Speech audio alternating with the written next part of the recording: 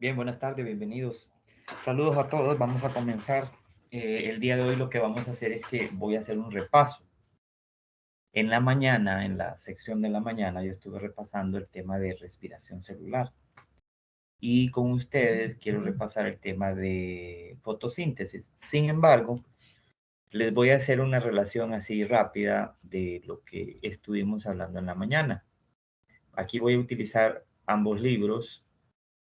Me voy a ir primero al de Out the Cirque. El libro de Out the Cirque, aquí en el capítulo, a ver, este es el capítulo 8, habla sobre el tema de la respiración celular. Quiero dejarles claro, en pocas palabras, lo que es la respiración celular para que podamos hacer un repaso rápido de qué es la fotosíntesis. Bueno, lo que usted está viendo en la imagen ahorita, si no la ve, me dice, por favor. Lo que usted está viendo es una figura, un dibujo, una representación de los dos organelos celulares, uno en plantas y el otro en animales, de esos organelos en donde se llevan a cabo la mayor parte de las reacciones químicas de esos dos procesos. Fotosíntesis, en este caso, este organelo que se mira aquí arriba, es el cloroplasto que está dentro de las células vegetales, pero recuerde que cloroplastos que contienen clorofila, carotenoides, xantófilas y otros pigmentos más, también puede encontrar usted en algas unicelulares, ¿verdad? No solamente en plantas, también en algas unicelulares y un grupo de bacterias, un grupo reducido, porque de las millones de especies que hay en el mundo, solo una pequeñísima proporción de esas bacterias son cianobacterias, que son esas procariotas que tienen pigmentos, no necesariamente en cloroplastos, porque no tienen cloroplastos, pero sí en otras bolsitas, digamos, en otros organelos que son como unas bolsitas. Los procariotas tienen también esos pigmentos. En este caso en particular, las cianobacterias. Recuerden que los organismos fotoautótrofos en la Tierra o autótrofos, como puede aparecer en otros libros, solo son tres grupos. Las plantas verdes, que crecen tanto en la superficie de la Tierra como cerca del agua. También están las algas unicelulares, que serían algas que viven tanto en agua salada como en agua dulce, ¿verdad? En ríos, en lagos, lagunas y en el océano.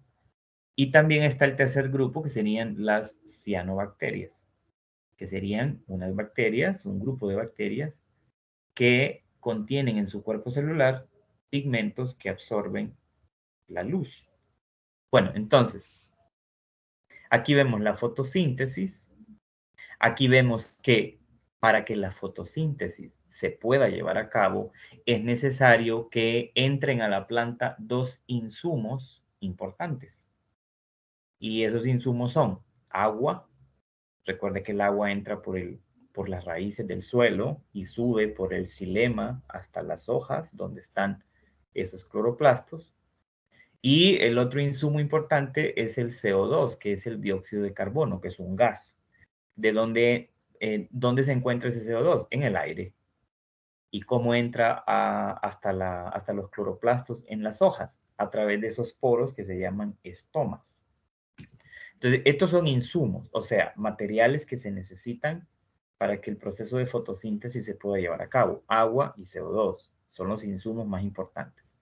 Y por otro lado, para que la fotosíntesis también se lleve a cabo, se necesita una fuente de energía externa a la planta, que en este caso sería la energía que contiene la luz del sol, la luz visible, y enzimas que faciliten que las reacciones químicas se puedan dar, ¿verdad? Ahí, en el cloroplasto, tanto en los tilacoides como en el estroma. Y como ustedes pueden ver, los productos y subproductos de la fotosíntesis son el principal, moléculas de azúcar. Aquí se puede ver esta molécula que dice aquí C6H12O6, es la fórmula química de la glucosa y de la fructosa y la galactosa, que son los carbohidratos monosacáridos de 6 carbonos, ¿no? Y como un subproducto de la fotosíntesis tenemos el oxígeno molecular. Ese oxígeno que usted y yo y que todos los organismos vivos del planeta que respiran oxígeno necesitamos para vivir. Esos son los productos. Ahora, mire qué interesante. Resulta que los productos de la fotosíntesis son los insumos para la respiración celular. Aquí se muestra el organelo principal que tienen las células eucariotas para llevar a cabo ese proceso llamado respiración celular aerobia, que se llama aerobia, respiración aerobia, porque es un proceso, es una serie de reacciones químicas que se llevan a cabo en presencia de oxígeno. Por eso aerobio, ¿verdad?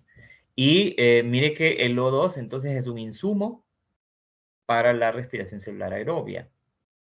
Y también otro insumo es el azúcar. Porque ya vimos que la respiración celular aerobia inicia con un proceso llamado glucólisis, que si usted traduce glucólisis, lo que quiere decir esa palabra, gluco es un prefijo que viene de glucosa, azúcar. Y lisis es una palabra en griego que al traducirla se traduciría rompimiento. Entonces, glucólisis quiere decir el rompimiento de la glucosa. Recuerde que glucólisis es la primera etapa de la respiración celular, son 4 etapas.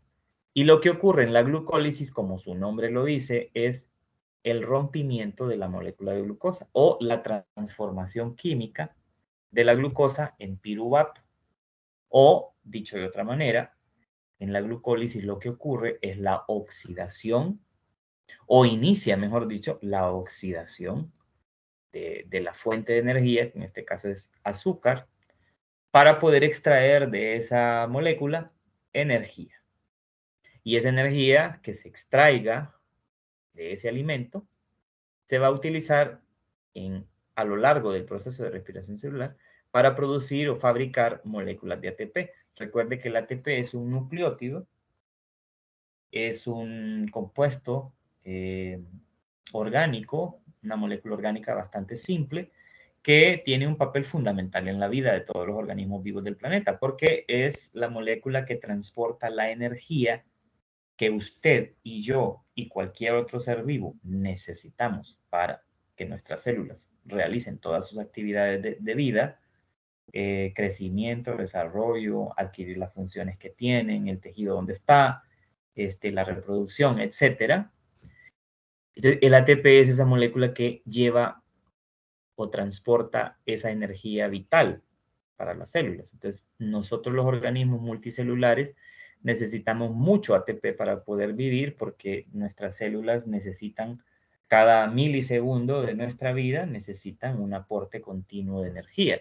Nosotros no recibimos un aporte continuo de energía del sol directamente, porque ninguno de nosotros, estoy hablando de los animales, incluyendo al hombre, ninguno de nosotros los animales o incluso otros organismos vivos que no son fotoautótrofos, no nos vamos a exponer al sol a diario y estamos ahí asoleándonos por horas o durante 14 horas, 12 horas, perdón, para recibir energía y a partir de esa energía de la luz transformar las moléculas que hay en nuestro cuerpo en comida, no podemos hacer eso.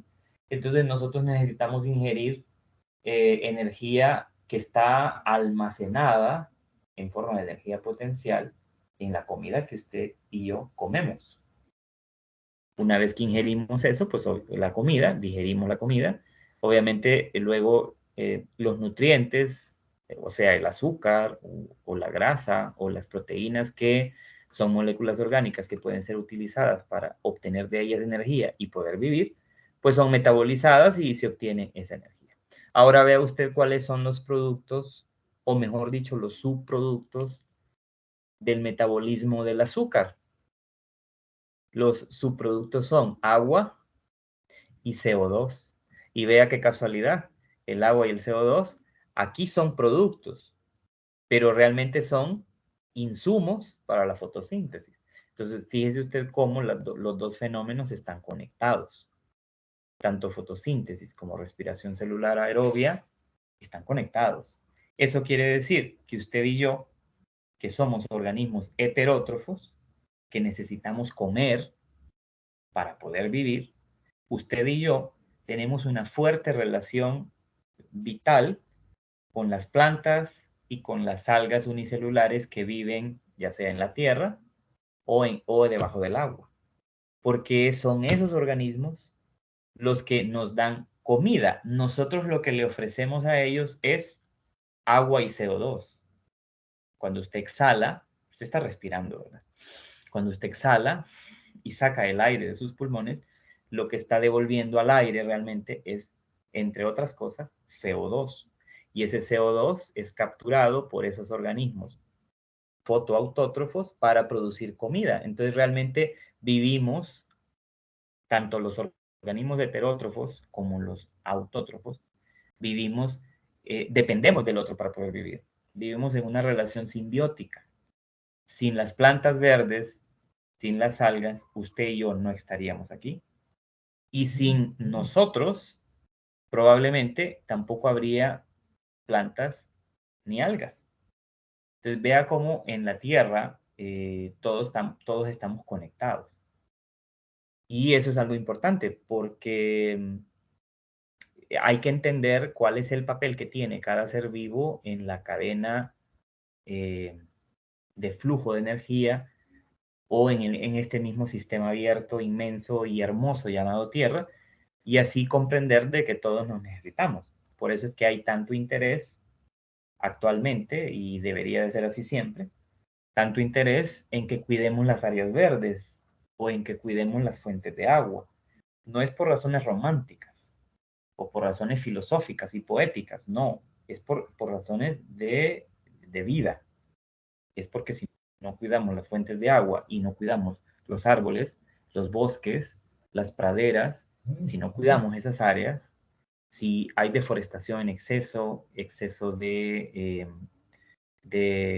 tala, de incendios y se destruyen esas áreas verdes o se contaminan las aguas, lo que estamos provocando es nuestra extinción. Entonces, eso hay que tenerlo claro. En realidad, esto de la conservación de los recursos naturales no es un asunto de un grupo de científicos en la Tierra que son románticos y que son filósofos. No, es una cuestión de vida de todo el mundo. Bueno, entonces, les decía que con el tema de respiración celular, recuerde solo rápidamente, porque no es ese el tema que quiero resaltar en este momento, ya lo hice en la mañana. Aquí está. Con el tema de respiración celular, recuerde lo siguiente.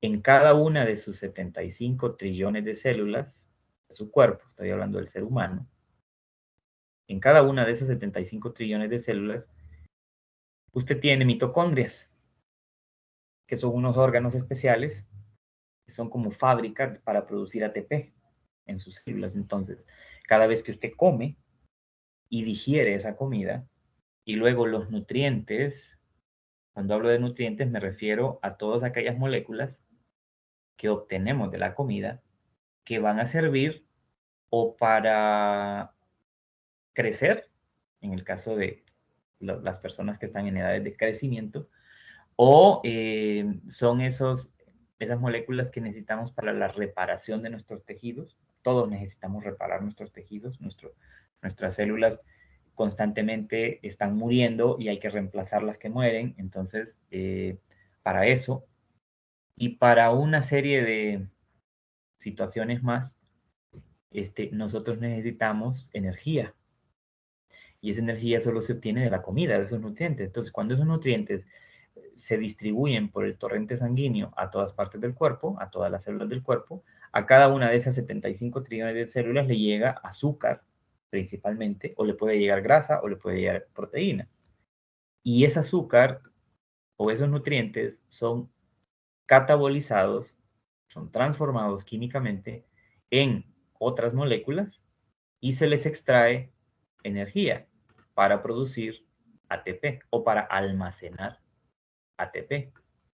Y ese ATP es esa molécula importante que nos permite precisamente, le permite a cada célula realizar todas sus actividades vitales. Entonces recuerde que respiración celular es un proceso de 4 etapas, que la primera se llama glucólisis y inicia con la oxidación de la glucosa en piruvato, que se producen unas moléculas de ATP en ese proceso, y este proceso se da en el citosol, recuerde, o en el citoplasma de las células eucariotas, pero luego el piruvato entra a la mitocondria, donde se da la etapa, la segunda etapa, que se llama formación de acetil-CoA, luego la tercera, el ciclo del ácido cítrico o ciclo de Krebs, y luego la última, transporte de electrones y quimiósmosis, que sería como en donde realmente se da la fabricación de la mayor parte de los ATP que la célula necesita a partir de una glucosa. Quiero que recuerde esto. El total de ATP que se producen al final de este proceso son ATP que vienen a partir de una molécula de glucosa. Entonces, si usted, por ejemplo, en el almuerzo se come un bistec con papas y tortilla y una salsa bien rica, esa comida que usted está ingiriendo está compuesta tanto de azúcares, ¿no? Azúcares, carbohidratos, está compuesta de grasas también en una medida, y está compuesta esa comida de proteínas también. Entonces, cuando eso es digerido por su cuerpo, lo primero que el cuerpo va a utilizar para que usted pueda vivir es el azúcar que usted ingirió. Y entonces ese azúcar, esa glucosa, va a llegar a sus células y va a empezar a hacer glucólisis y luego va a hacer formación de acetil-CoA, etc.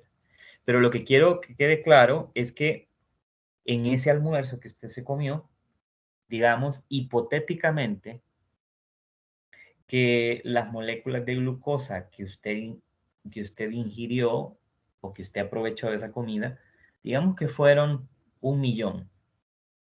Que esa comida, eso es hipotético, no es que es así. Sí, los números son elevados, pero no es que necesariamente es así. Estoy haciendo una aproximación o un caso hipotético. Digamos que usted en ese almuerzo, de ese almuerzo se obtuvieron 1.000.000 de moléculas de ATP. Entonces, usted se hace la pregunta, de ese 1.000.000 de moléculas de ATP, perdón, de ese 1.000.000 de moléculas de glucosa, estaba equivocado, de glucosa, de ese 1.000.000 de moléculas de glucosa, ¿cuántas moléculas de ATP se van a producir en mis células? Bueno, lo que usted tendría que hacer es lo siguiente, multiplica 1.000.000 primero por 36, le va a dar un valor, y luego 1.000.000 por 38. Y entonces eso le va a dar un rango. Y ese rango sería el total de moléculas de ATP que se producirían en su cuerpo a partir de ese 1.000.000 de moléculas de glucosa. Pero una glucosa, una nada más, una molécula de glucosa, va a rendir energéticamente 36 a 38 moléculas de ATP. Una. Aquí está un cuadro de resumen, recuerde, aquí en el libro de Audecir o aquí en el video. Si usted no tiene el libro de Audecir, lo que puede hacer es que cuando vuelva a ver el video, simplemente le da pausa a este momento y lee lo que aparece en ese cuadro. Aquí lo que se describe es cada etapa, qué ocurre en cada etapa, qué materiales se necesitan o qué insumos se necesitan para que se dé esa etapa, y luego los productos que se obtienen al final de esa etapa. Luego recuerde que más abajo está la explicación en detalle de lo que es glucólisis, paso a paso, con todas las reacciones químicas que ocurren ahí, fosforilaciones a niveles de sustrato, eh, deshidrogenaciones, isomerizaciones, todas esas reacciones están ahí, están aquí explicadas. Luego de la glucólisis viene el ciclo del ácido cítrico, que sería este proceso en donde hay oxidación, hay reducción, hay descarboxilaciones, hay formaciones de NADH, aquí se producen moléculas de NADH, recuerde que el NADH es un portador de energía, igual que la ATP. Luego viene el ciclo del ácido cítrico, en donde hay otra serie de cosas que ocurren. Y luego la última etapa, pues, es la cadena de transporte de electrones y quimiósmosis, en donde en la mañana yo hice una relación ahí de esa información para que usted pueda repasarlo. Tiene que ver el video de la mañana. Aquí están los conteos de ATP producidos en cada etapa por fosforilación a nivel de sustrato o por fosforilación oxidativa. Y luego, que algo muy importante, lo que habíamos mencionado en algún momento, que no solamente los carbohidratos o el azúcar que ingerimos en la comida se va a utilizar como fuente de energía. Secundariamente, se puede utilizar grasa, se puede quemar grasa, como nosotros comúnmente lo escuchamos decir a los médicos, por ejemplo.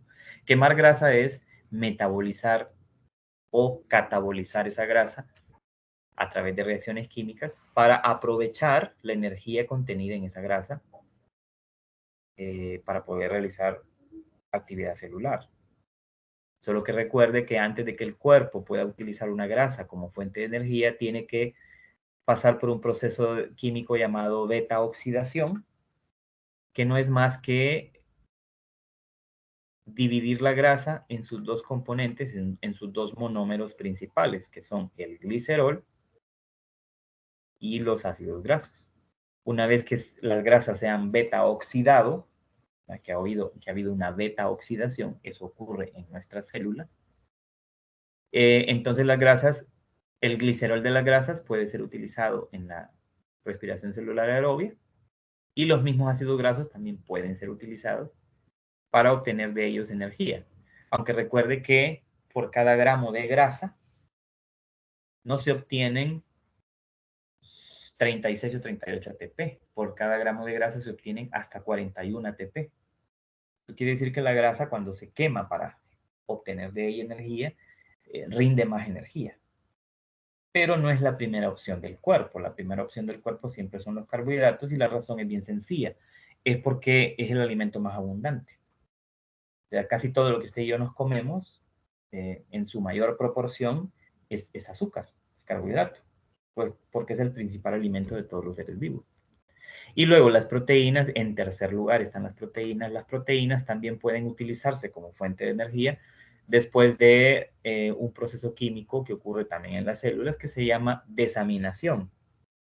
La desaminación es el proceso químico que lo que hace es extraer de los aminoácidos que forman las proteínas, extraer el grupo amino. El grupo amino es ese grupo NH3, esa molécula que es NH3, que forma parte de los aminoácidos y que en cierta manera es tóxica para las células. Es un desecho. No se necesita, no se usa esa parte del aminoácido para generar energía. Una vez que se ha desaminado la proteína, lo que queda ya puede ser utilizado en la respiración celular. Y al igual que los carbohidratos, las proteínas, cada gramo de proteína también rinde el mismo contenido de ATP que los carbohidratos, de 36 a 38 moléculas de ATP por cada gramo. Y que luego están las fermentaciones, ¿verdad? Que serían realmente procesos anaerobios, estos no son procesos aerobios, que tienen lugar mayormente en organismos unicelulares, como bacterias, arqueas, levaduras, que son hongos unicelulares, y en algunas células musculares también. En las células musculares esqueléticas de nuestro cuerpo, aquí en el músculo esquelético, nosotros los seres humanos y otros animales también podemos realizar fermentación láctica, que es un proceso que explico en el video de la mañana, así que vea el video de la mañana. Ahora sí vamos a ver un poco de lo que venimos a hablar hoy, a repasar un poco la fotosíntesis. Entonces, para esto de la fotosíntesis usted tiene que repasar varias cosas. Bueno, aquí, espérenme. Creo que es el capítulo anterior del libro de Rau de Cirque. Vamos a ver. Sí. Solo déjenme ubicarme. Recuerde esto. Fotosíntesis es un proceso físico-químico, y es físico-químico porque interviene una fuerza física que es la energía de la luz del sol, la luz visible. Recuerde que si hablamos de plantas verdes, de las plantas que crecen en la superficie de la Tierra, los órganos que realizan fotosíntesis son las hojas. Ahora, si hablamos de algas unicelulares que están en el agua y que son unicelulares, son células, pues va a llevarse a cabo el proceso en los cloroplastos de sus células, de su cuerpo celular. Si hablamos de una planta, recuerde, esta es la anatomía de una planta. Aquí hay cosas que quiero dejar muy claro. A lo largo de su carrera, usted va a tener que estudiar mucho la anatomía, principalmente la humana, pero bueno, si está estudiando biología, va a tener que ver la anatomía de otros organismos vivos. Y las plantas no son una excepción. Aquí hay algo importante que hay que considerar, que esta estructura que tiene la anatomía de una hoja es importante porque tiene que ver con las funciones que cumplen esos órganos llamados hojas, ¿no? Recuerde que aquí hay un tejido en empalizada, que es parénquima, que se llama parénquima en empalizada, que aquí hay un parénquima esponjoso, que también tiene cloroplastos. La mayor parte de los cloroplastos están aquí en el parénquima en empalizada. Y tanto el parénquima en empalizada como esponjoso forman las células del mesófilo. En los exámenes o en las preguntas, si les hablan de mesófilo, usted inmediatamente debe de entender dos cosas. Uno, que le están hablando de células de parénquima, tanto en empalizada como parénquima esponjoso, que están ahí en las hojas. Y dos, que es el tejido en las hojas en donde están los cloroplastos con los pigmentos, que son en realidad las moléculas que capturan la energía de la luz para poder impulsar las reacciones químicas de la fotosíntesis. Luego vemos ahí una epidermis superior, una cutícula serosa, que es una sustancia, recuerde, que producen las células de la epidermis superior para tratar de evitar el exceso de pérdida de agua por evaporación en las plantas. Y luego tenemos por ahí también un paquete vascular, que son una serie de células que están formadas por células de floema, células de xilema, también células no vasculares. Las células no vasculares, o sea, que no tienen una función de transporte de agua y nutrientes o minerales, son estas células que están alrededor, que forman como la vena, ¿verdad? Forman como las venas que usted encuentra aquí en las hojas, ¿verdad? Estas venas que se miran aquí. Y esta vena central que tienen las hojas también, están formadas en todo su exterior por células no vasculares. Son células de colénquima o células de esclerénquima, que lo que hacen es que forman una estructura, como cuando un albañil construye un castillo con varillas de hierro y que luego le echa cemento. Esas varillas son como un andamiaje que lo que le da a esa estructura es precisamente soporte, le da soporte estructural, ¿verdad? Luego levantan un muro y esas columnas hacen posible que el muro no se caiga porque le da fortaleza. Bueno, básicamente eso. Entonces, luego recuerde que en ese parénquima esponjoso y en empalizada, los órganos especializados para realizar esa labor de la fotosíntesis son los cloroplastos. Bueno, antes que nada quiero recordarles que aquí están, en la epidermis inferior, recuerde, están células epidérmicas que forman el estoma, que son unas células que comúnmente se llaman células oclusivas. En medio de esas células se forma el estoma y el estoma es un poro importantísimo porque es por ahí por donde sale el oxígeno, que es un subproducto de la fotosíntesis, o entra el CO2, que es un insumo necesario para que se produzca el proceso, ¿verdad?, de fotosíntesis. Que también aquí al lado, eso debe de repasarlo, hay unas células que se llaman células subsidiarias, que están al lado de ahí, y son importantes por la abertura y cierre también de esos estomas. Eso está aquí en el material, eso hay que repasarlo.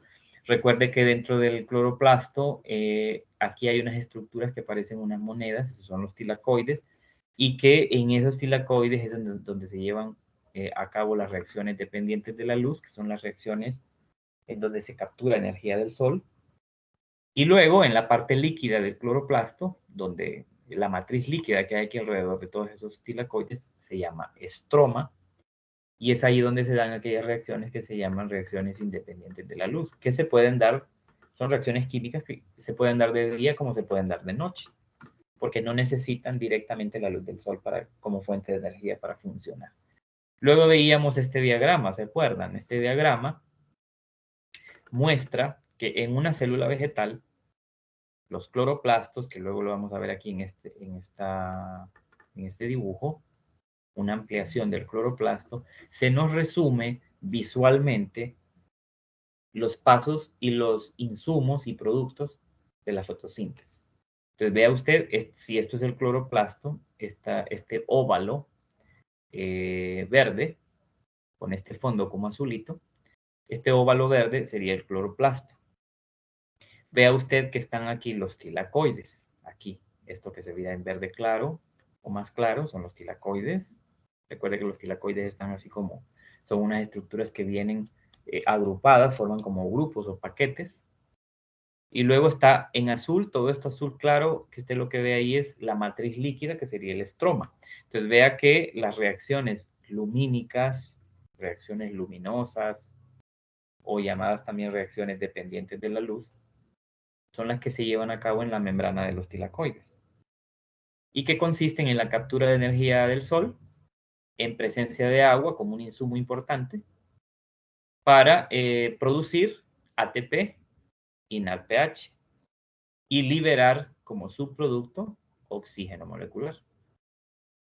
Que luego el ATP y el NADPH, que son portadores de energía que se formaron en esas reacciones lumínicas o luminosas o dependientes de la luz, contienen la energía necesaria para impulsar el otro grupo de reacciones, que serían reacciones independientes de la luz, que en algunos libros todavía se les llama reacciones a oscuras, porque se pueden dar de día, pero igual se pueden dar de noche, que también denominamos ciclo de Calvin. Vea que la energía contenida en el ATP y el NADPH viene a ser entregada a esta serie de reacciones, en donde el insumo principal es dióxido de carbono, al que se le extrae el carbono, para ir produciendo al final moléculas como producto principal, moléculas de azúcar, glucosa.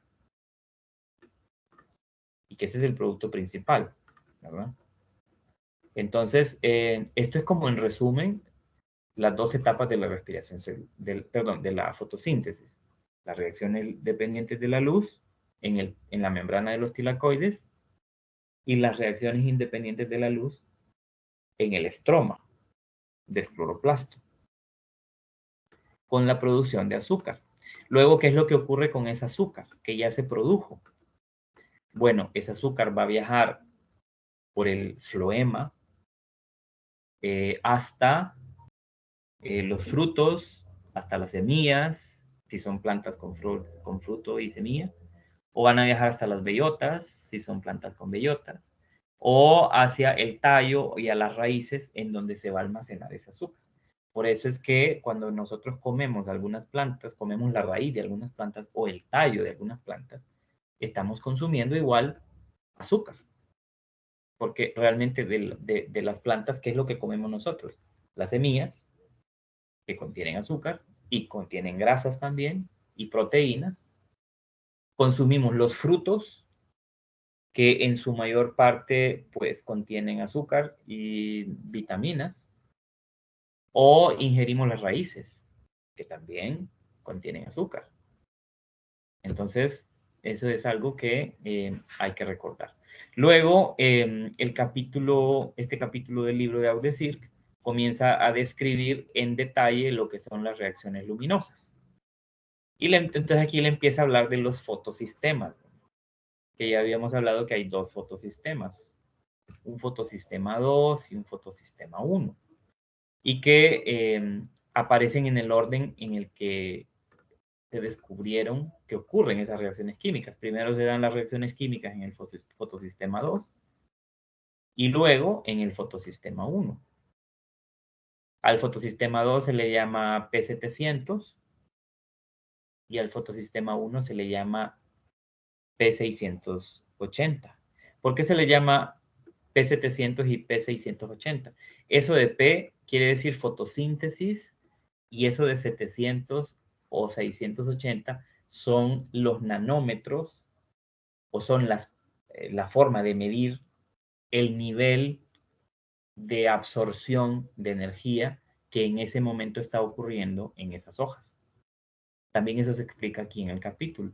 Bueno, básicamente como resumen de estos fotosistemas, recuerde que un fotosistema es o está formado un fotosistema por clorofila A, que forma una molécula doble, dos moléculas, clorofila A, y esa clorofila A forma lo que se conoce como centro de reacción. También hay una serie de pigmentos diferentes a la clorofila A, que pueden ser clorofila B, clorofila C, clorofila B, carotenoides, xantófilas, todos esos que acabo de mencionar son pigmentos distintos a clorofila A, que en el fotosistema se les nombra como complejos antena. Y luego vemos que en un fotosistema también, aparte de centro de reacción y de complejos antena, hay aceptores de energía, un aceptor primario de electrones, que es una molécula comúnmente una clorofila, que está conectada con una serie de proteínas que forman una cadena de transporte de electrones. Y esto es simplemente seguir el flujo o el movimiento de la energía. La energía llega desde fuera, desde el Sol, llega hasta los complejos antena del fotosistema 2. Esta energía brinca de un pigmento antena hasta un centro de reacción y cuando llega al centro de reacción, el centro de reacción envía esa energía, esos electrones, al aceptor primario. Luego el aceptor primario envía esa energía a esos electrones a través de la cadena de transporte de electrones. Y aquí es como mencionábamos antes, el ejemplo de como cuando una cadena de personas se pasa una cubeta llena de agua. De una persona a otra se va a derramar como un poquito de agua. Entonces, mientras los electrones pasan a través de estas proteínas, como que una cierta cantidad de energía se derrama de la cadena y esa energía hace posible que moléculas de agua se rompan, sufran una fotólisis, la fotólisis del agua, y se separe la molécula de agua en hidrógeno, en dos hidrógenos y un oxígeno. Y que esto al final, estos oxígenos van a formar, cuando se junten dos, van a formar una molécula de oxígeno molecular, que es la que sale por los estomas hacia el aire y es el que nosotros respiramos. Y luego que estos hidrógenos se van a ir acumulando aquí y en algún momento se van a utilizar por quimiósmosis por una proteína que se llama ATP sintasa, por ese gradiente de protones que se forma, o sea, esa diferencia de protones que se forma, una proteína que se llama ATP sintasa, lo que va a hacer es que va a bombear esos protones y aprovechando la energía de esos protones se va a producir o se van a formar moléculas de ATP. Ahí es cuando se forman moléculas de ATP entre el fotosistema 1 y entre el fotosistema 2 y el 1. Luego, como esto es una cadena que mueve electrones, los electrones llegan hasta el fotosistema 1, son recibidos por los complejos antena del fotosistema 1, luego por el centro de reacción. El centro de reacción envía esos electrones al aceptor primario de una cadena de transporte y luego los electrones se mueven a través de la cadena de transporte. Igual aquí la energía que se obtiene de este paso, de este movimiento de electrones, es la suficiente como para reducir al NADP, unirle algunos de esos hidrógenos que se separaron del agua y producir una molécula llamada NADPH. ¿Qué es lo que se está formando aquí? Otro transportador de energía. ¿Por qué se le llama transportador de energía? Bueno, porque ¿dónde están los electrones que se están moviendo en esa cadena? ¿Dónde se ven reflejados aquí? ¿O dónde se capturaron? Bueno, para unir estos hidrógenos a esta molécula NADP, tiene que haber un enlace químico. En ese enlace químico es donde se almacenan esos electrones. Y al formarse ese enlace, se produce una molécula llamada NADPH, que al igual que ATP, contiene electrones que van a ser utilizados en otro proceso. En el siguiente proceso, que es para producir el azúcar. Y aquí se ve muy en detalle lo que acabamos de hablar ahorita. Los fotosistemas, la fotólisis del agua, la llegada de la energía de la luz, cómo pasa la energía lumínica a través de los complejos antena, cómo llegan al centro de reacción, cómo el centro de reacción envía los electrones al aceptor primario y este a su vez pasa esos electrones a una cadena de transporte, que son unas proteínas, estas que se miran en azul. Cómo la energía liberada de aquí causa la fotólisis del agua, los hidrógenos se van acumulando, como una proteína llamada ATP sintasa aprovecha esa concentración de hidrógenos y la bombea hacia afuera, hacia el estroma del cloroplasto, y cómo haciendo eso produce las moléculas de ATP. ¿Sí? Y luego, ya una vez formadas los ATP, entonces venimos al otro grupo de reacciones químicas que se llaman ciclo de Calvin o reacciones independientes de la luz, y como el principal insumo es el CO2. Entonces vemos cómo en ese ciclo de reacciones químicas, que también son reacciones redox, que también son reacciones, en este caso son reacciones endergónicas, o sea que capturan energía, y vemos cómo el CO2 es descompuesto por una enzima que se llama rubisco.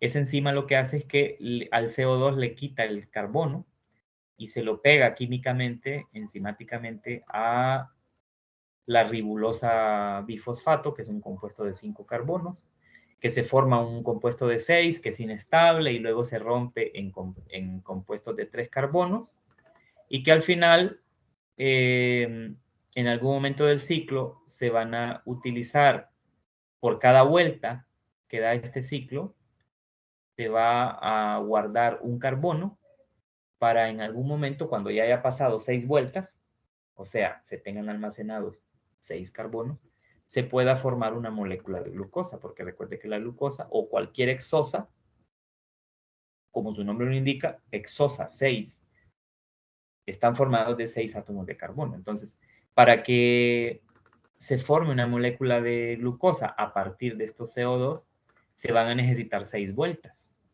de este ciclo.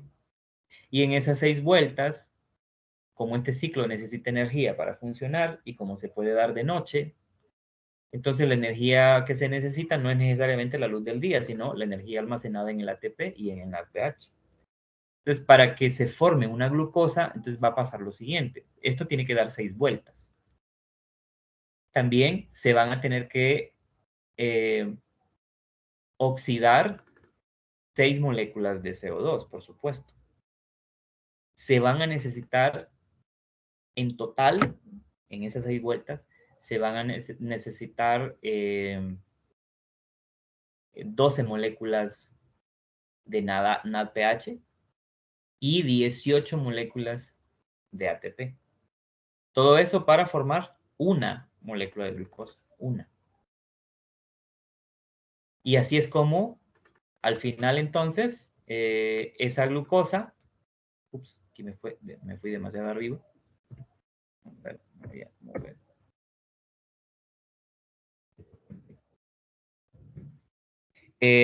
Así es como, voy a volver a este diagrama. Así es como una vez que se han producido esos glucosas, entonces la glucosa viaja por el floema desde las hojas y va a ser llevado por el floema hasta los tallos, hasta los frutos, hasta el tallo, hasta las raíces de la planta para ser almacenada. Y también, obviamente, esa glucosa va a circular por la planta como por su floema, como la sangre fluye en nuestras venas, va a circular esa glucosa de la misma manera como viaja la glucosa en nuestra sangre por todo el cuerpo. Esa glucosa va a viajar por todo el cuerpo de la planta para que la planta también la utilice para generar energía. O sea que la planta fabrica su propia glucosa. Nosotros, los organismos heterótrofos, necesitamos la glucosa que producen tanto las plantas como las algas. para poder obtener azúcar y vivir. Entonces vea que, bueno, no son procesos complicados, en realidad solo es lectura y luego atar cabos. Yo siempre les he dicho que aquí en YouTube ustedes van a encontrar una serie de videos cortos que ayudan a comprender cada etapa. Si tiene dudas, si todavía tiene dudas, después de la lectura, lo que tiene que hacer es simplemente repasar videos que son muy buenos, los videos que hay en YouTube, sobre fotosíntesis y va a ir comprendiendo mejor cómo es que se da la secuencia de eventos para que se produzcan esos alimentos. Bueno, hasta aquí yo hago este repaso y por supuesto que si alguien tiene alguna pregunta, con gusto la contestamos para que no tenga dudas. Antes de que haga preguntas, necesito avisar o recordarles que el día miércoles de esta semana, recuerde que es la tercera evaluación, ¿verdad? El tercer examen, el miércoles de esta semana, de 4 a 5 de la tarde, como han sido todos los exámenes previos. Entonces, recuérdelo porque tiene que estar usted atento con el calendario para saber en qué fechas y en qué horas son las actividades. Bien, entonces dejo el micrófono abierto. Si alguien tiene alguna duda puede preguntar. Con gusto vamos a resolver sus dudas.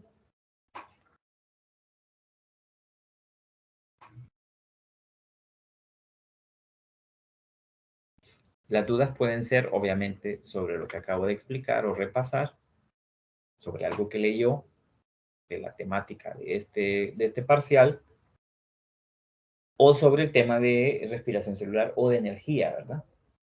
En la mañana yo estuve repasando el tema de energía y respiración celular con lo de la sección de las onzas, así que si usted mira el video ahí va a poder refrescar algunas cosas importantes.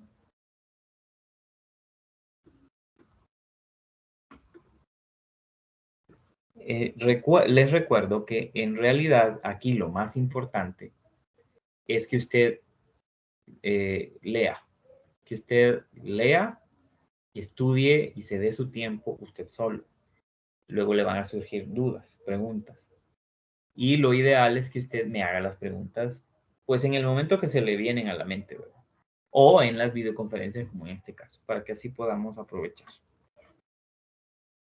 Yo voy a cerrar el micrófono un momentito y esperaré si alguien tiene alguna duda. Si alguien tiene que retirarse porque va a otra clase, lo puede hacer sin problema. Pero si alguien tiene alguna duda, alguna pregunta referente a lo que estamos hablando, yo esperaré para poder responder.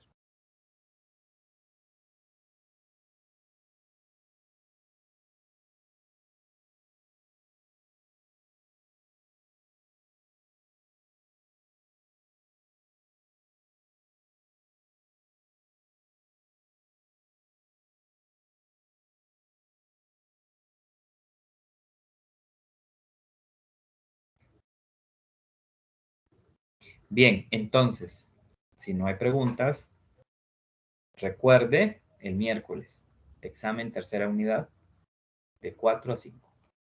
Que tengan buena tarde, saludos. Cualquier pregunta voy a estar pendiente en el chat. Buenas tardes, Lick. Buenas tardes.